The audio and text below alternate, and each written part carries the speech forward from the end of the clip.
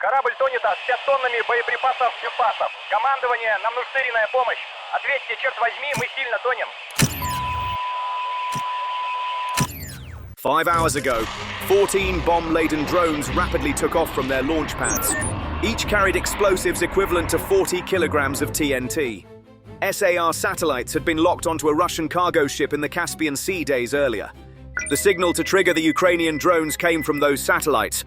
The ship's captain was unaware he was being tracked. The 4,900 gross ton ship was loaded with various types of military ammunition.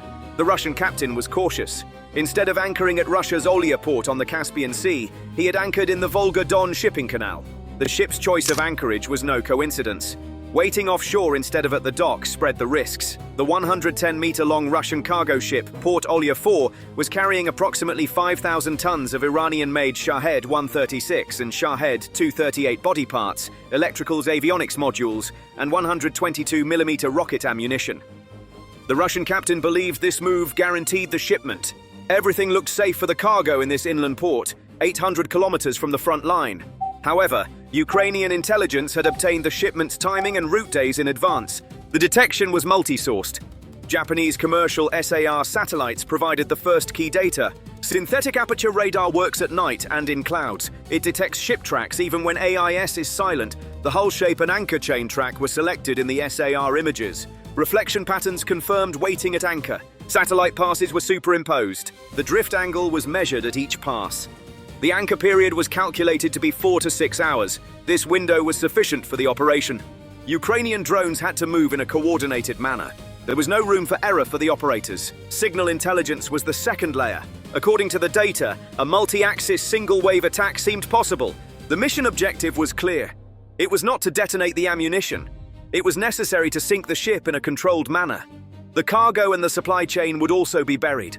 For this, a long-range kamikaze UAV package was selected. The core platform was a derivative of the UJ-26ER. The body was composite. The radar signature was low.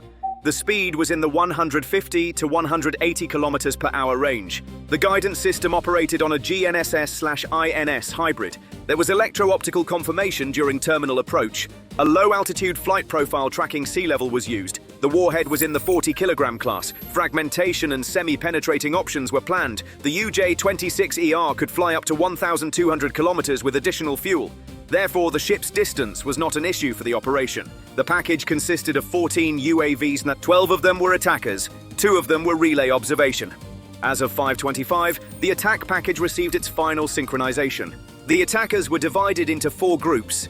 The first attack axis was programmed to strike from the stern-starboard direction and the second axis from the bowport side. The double strike from the stern would target the area between the engine room ventilation shaft and the upper stern deck, while the double strike from the bow would target the area near the control room and the bow peak compartment. The 4-man team assigned to the midsection chose the member where the carrier beams around the cargo hold hatches were located. The goal here was to create a fragmented effect around the rivets and connections without drilling thickly through the hatch panels, and then to open the waterline strip and disrupt the ship's lateral stability with a free surface effect. The last pair of UAVs were on a diversion mission. If the port intervention boat and tugboat approached, they would apply barrier fire to those lines, cutting off the approach route and narrowing the rescue window. 5:45 a.m. The drones took off rapidly from the runways. The takeoff profile was multi-stage. The first wave departed from a field within Ukraine, at the optimum latitude in terms of range. The flight time to the target was approximately 5 hours.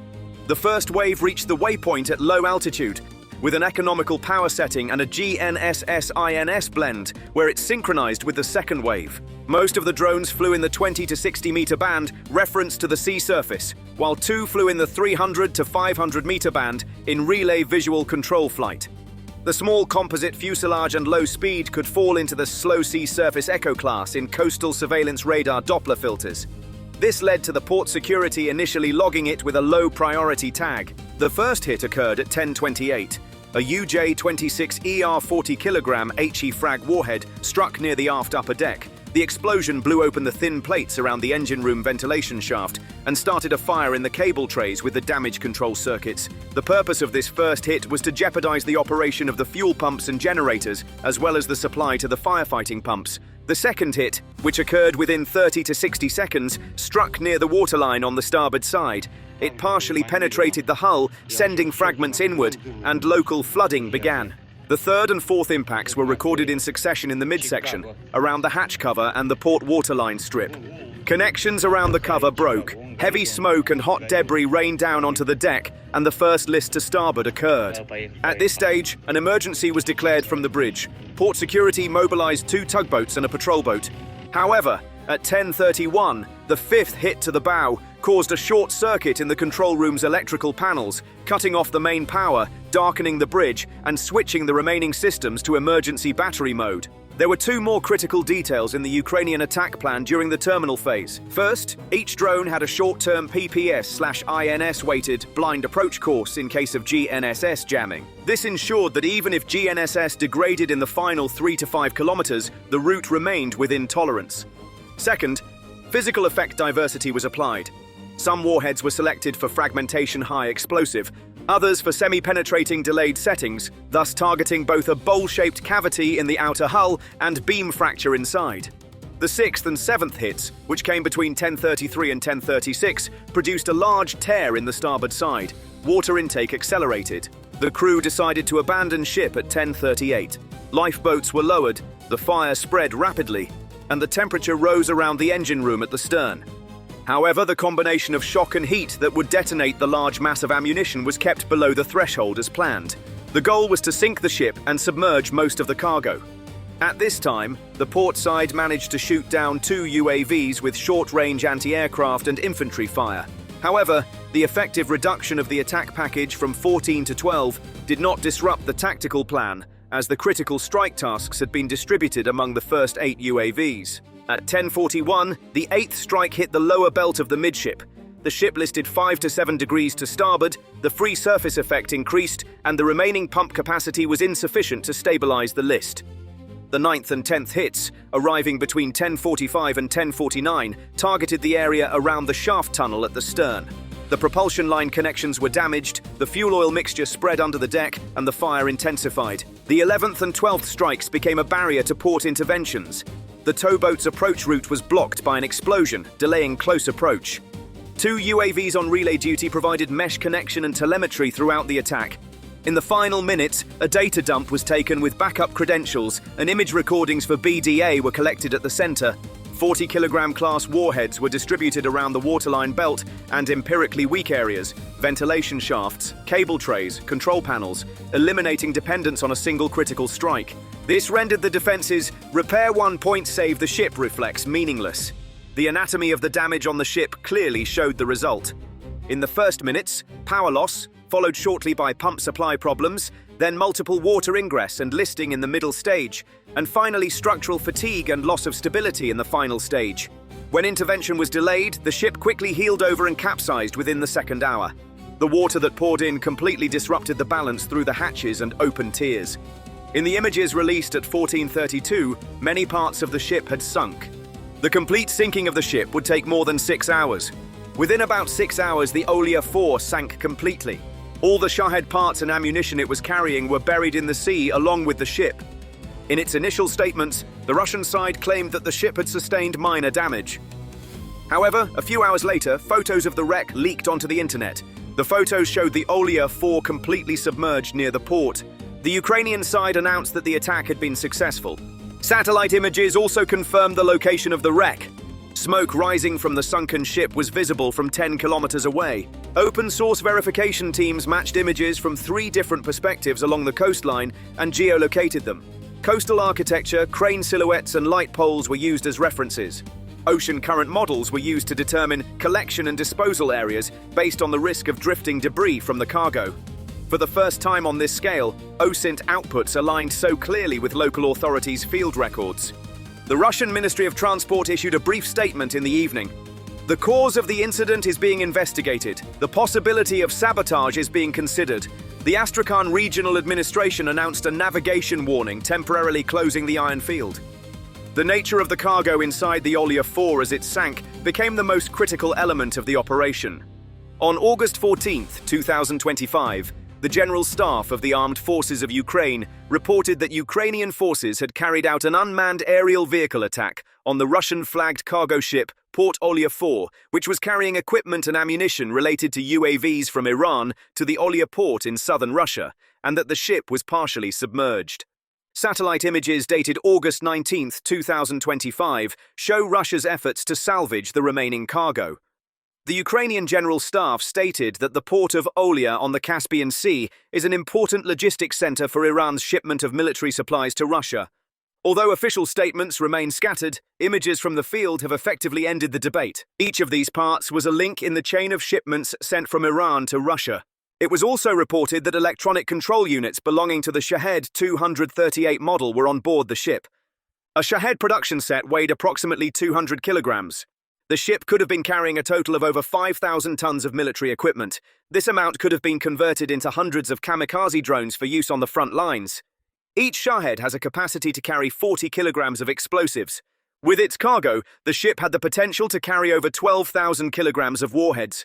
This equates to a capacity for weeks of missile and drone attacks. The shipment from Iran was not limited to just the bodies. Satellite navigation systems, gyroscope sensors, and power units were also reported to be in the cargo. Without these, it would not have been possible to assemble the Shaheds at Russia's own facilities. Therefore, the sinking of the Olya 4 meant not only the loss of a ship, but also the disruption of the production chain. The planning process for the operation was carefully executed. Ukraine had developed special route and guidance software to strike Russian ships in the Caspian Sea. The unmanned aerial vehicles were directed to the target simultaneously using a multi-coordination system. Therefore, Russian port defenses could not stop the attack. The coordinated attack by 14 separate unmanned vehicles overloaded the defense capacity. Each attack that hit the ship created a chain reaction that accelerated its sinking. The reason for choosing the target was clear. The arrival of Shahed parts in Russia via Olya meant hundreds of new attack vehicles on the front lines. By cutting this line, Ukraine eliminated the threat to the front at its source. In this regard, the sinking of Olya 4 was considered a logistical blow. On the other hand, the sinking of Olya 4 was not just a loss of a ship for Russia. This attack directly targeted one of Moscow's most important supply lines established through Iran. The Shahed production chain depended on parts coming from Iran. Without these parts, Russia could not achieve mass production capacity on its own. Therefore, this loss meant the disappearance of hundreds of kamikaze drones that would be used on the front lines. This situation will slow down Russia's air attack tempo. A decrease in the number of night attacks targeting energy infrastructure and city centers was expected. Russia believed the Caspian Sea was secure. Now, that perception has completely collapsed. Because Ukraine has struck Russia's supply chain outside the Black Sea for the first time, this demonstrates that Kiev has expanded its operational range. The war was no longer limited to the Black Sea coast. The Caspian Sea had also entered the range of Ukrainian drones. This also put Russia's southern supply lines at risk. The sinking of one ship creates a gap in the supply flow. If two ships are sunk in succession, the production rhythm is disrupted. Even if the Olya 4 case was isolated, it damaged the perception of an untouchable rear area. From Ukraine's perspective, this operation proved that the spectrum of deep strikes had expanded. The secondary effects of this rupture are not limited to the military sphere. The risk premium in the Caspian increases. Insurers tighten the war clause. AIS blackouts and false call signs become widespread. If the Russian side reverts to the convoy method with tugboats and patrols, the cycle time increases and port seasonality is disrupted. The pressure for alternative transshipment and land routes for Iranian shipments will grow. However, these solutions leave more traces and increase tactical visibility. If electronic warfare intensity is increased, blind spots will appear in their own navigation networks. Thus, protective measures will create vulnerabilities on other fronts. Russia will consider options such as multi-point transshipment within the Caspian Sea and land bridges to compensate for this gap. However, these solutions are both costly and subject to greater scrutiny. Insurance companies and classification societies have begun recalculating risk factors and premiums. This makes each new voyage challenging not only in terms of security, but also financing.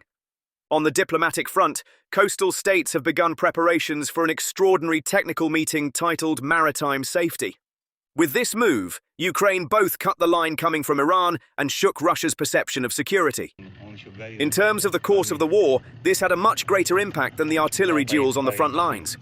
When this deep pressure rhythm extends beyond the Black Sea, the artillery balance on the front lines ceases to be the sole determining factor. A single sinking in the Caspian Sea is not just a blow to shipments, but to decision-making speed. because no one can say with certainty where, when, or under what cover the next ship will set sail. This uncertainty is felt not only in Moscow, but also in Tehran and Baku. The denial of space is established not only by missile range, but also by supply psychology. In short, the rear area assumption has been shattered. What follows resembles a race where whoever maintains the rhythm will gain decision superiority on the battlefield. So, how do you assess the results of this operation? Could this attack by Ukraine in the Caspian Sea change the course of the war?